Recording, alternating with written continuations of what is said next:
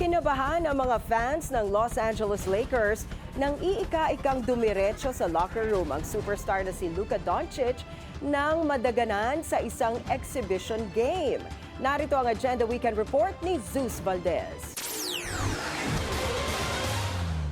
May panandaliang kaba ang Los Angeles Lakers fans. Ito'y matapos madaganan ang kanilang superstar na si Luka Doncic sa Eurobasket exhibition game ng Slovenia kontra Latvia kagabi. Napaupo si Doncic at hawak ang kanang binte matapos mabangga at madaganan ng kakampi. Kaya't saglit na kinabahan ang Lakers Nation nang dumiretso siya sa locker room. Pero nakahinga ng maluwag ang mga tagahanga dahil ilang minuto lang ay nagbalik na si Doncic sa bench na walang malalang injury.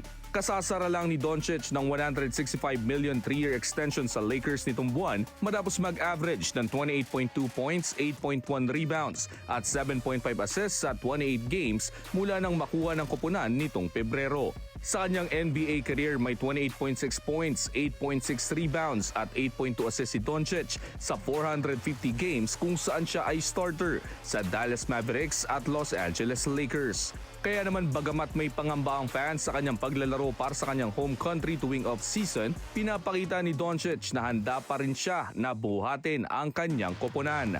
Youth, prime at star power, siguradong buong Lakers Nation ang umaasa na mananatiling malusog ang kanilang superstar habang papalapit ang 2025-26 NBA season.